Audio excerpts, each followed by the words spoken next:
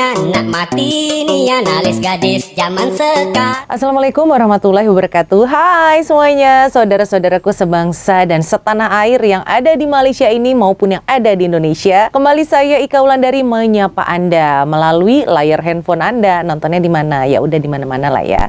Kali ini saya mau merespon komentar berikut ini nih dari Muslehat Gani. Assalamualaikum Ika, saya ingin tahu sangat kenapa anak-anak Indonesia suka nak cari di Malaysia. Oh, suka nak kerja di Malaysia. Kalau nak cari duit, gaji Singapura lagi tinggi. Orang Malaysia pun ramai kerja di Singapura. Kadang kesian tengok mereka kena tipu. Coba buat research sedikit. Kenapa di Malaysia? Dekat dengan Indonesia. Singapura pun dekat. Menarik juga kan ini komennya. Ya ke?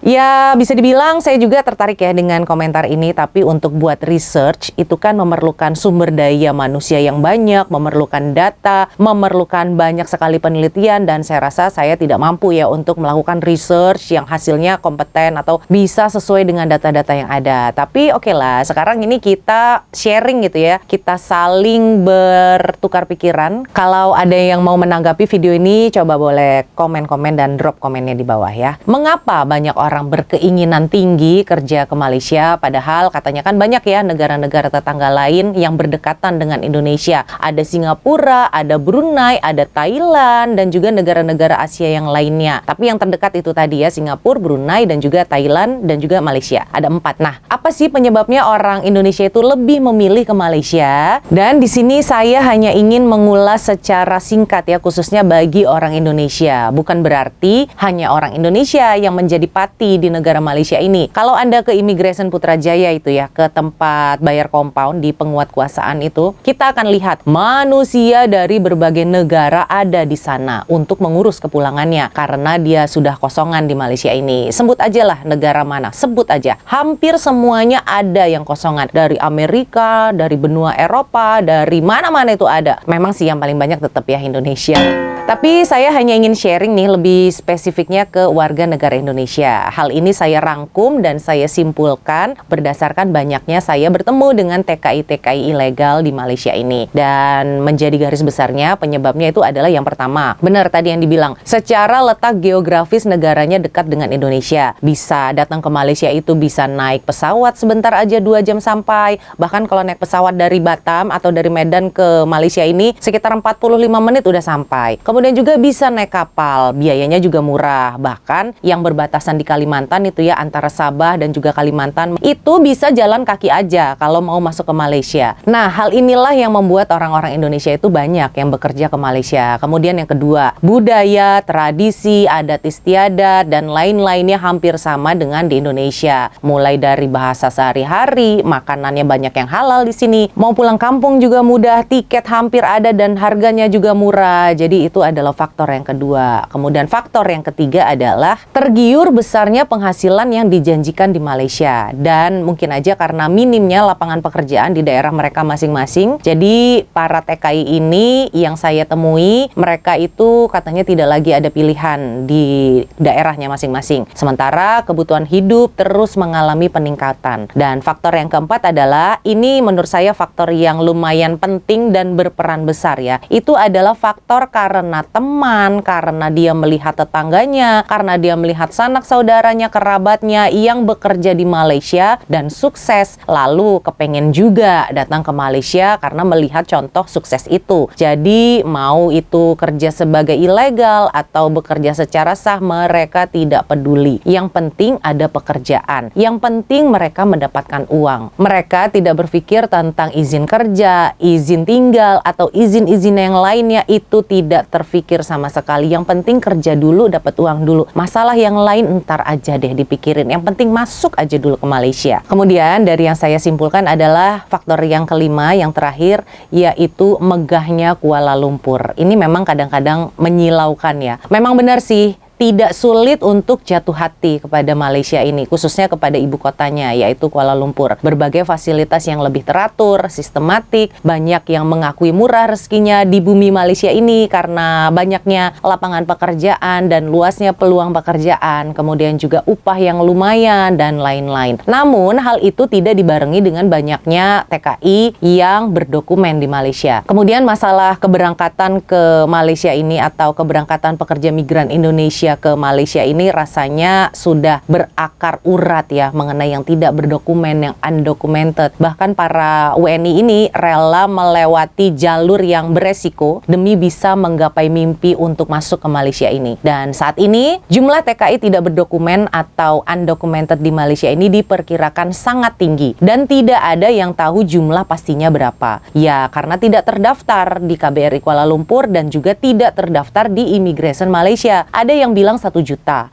ada yang bilang 2 juta, ada yang bilang sekian, ya yang pasti nggak ada yang punya jumlah pastinya. Dan yang pasti saat ini tidak ada yang bisa memastikan angka yang pastinya itu berapa banyak. Namun, bisa dipastikan lebih banyak TKI ilegal yang tidak berdokumen daripada TKI yang resmi yang ada di Malaysia ini. Tentunya yang menjadi pertanyaan adalah, apa ya akar masalah dibalik kenekatannya para TKI tidak berdokumen ini untuk terus berada di Malaysia, untuk terus menanggung resiko bekerja di Malaysia tanpa adanya izin kerja yang sah. Dan kemungkinan faktor pertamanya adalah calon TKI itu tidak memahami secara benar prosedur pengiriman tenaga kerja Indonesia ke luar negeri karena rendahnya tingkat pendidikan. Mungkin juga sebagian besar adalah cuma tamatan sekolah dasar atau malah ada yang nggak sekolah. Bahkan saya pernah menemui, sering malahan, ada yang tidak bisa membaca dan tidak bisa menulis. Jadi kita yang harus menuliskan formulir-formulirnya, jadi kita yang harus membacakan apa-apa kepadanya. Ya sulit lah pokoknya ya. Dan faktor lainnya adalah penegakan hukum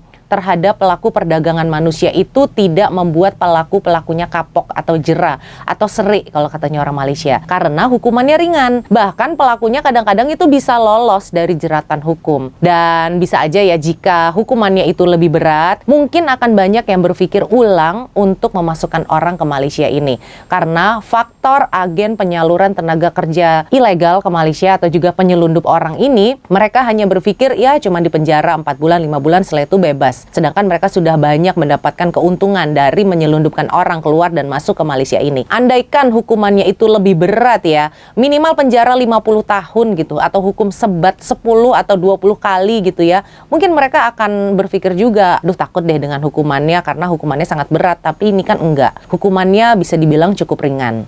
Kita tunggu suara motor lewat ya.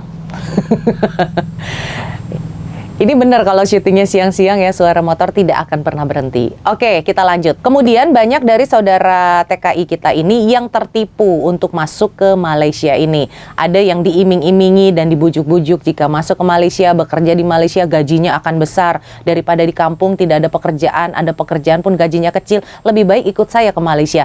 Nah, ini nih rayuan setan ini yang sangat menjerat orang-orang untuk masuk ke Malaysia. Namun selain mereka ini juga ditipu oleh para agen penyalur tenaga kerja ilegal, kadang mereka juga itu datang atas kemauan sendiri. Kemudian mereka mencoba-coba nasibnya untuk merantau ke Malaysia, siapa tahu ada pekerjaan, ternyata setelah 30 hari ada di sini sebagai pelancong, tidak dapat pekerjaan juga, akhirnya menjadi kosongan. Begitu ada yang menawari pekerjaan serabutan apa aja dikerjain, akhirnya menjadi ilegal. Ya memang tidak akan pernah terurai ini ya, benangnya sangat kusut gitu loh. Kemudian ada juga oknum dari company-company yang malah sengaja mendatangkan TKI tidak resmi ke Malaysia, karena perusahaan itu jika merekrut pekerja yang resmi, mereka itu harus mengeluarkan dana yang banyak, dan kadang-kadang ya company ini nih sudah punya jaringan sindikatnya sendiri sehingga bisa mendatangkan pekerja dalam jumlah yang banyak dalam waktu yang singkat, tidak perlu izin segala ginu, akhirnya mereka bisa datang ke sini menjadi ilegal kerja dengan company itu. Karena dengan memakai TKI ilegal, company itu jadi bisa berhemat banyak. Contoh nih ya, kalau sebuah company merekrut merekrut TKI resmi di Malaysia itu kan mereka harus membayar levy atau juga membayar izin tenaga kerja gitu ya. Belum lagi harus ada insurance, harus ada FOMEMA-nya, harus ada pendaftaran SOKSO-nya. Itu bisa memakan hampir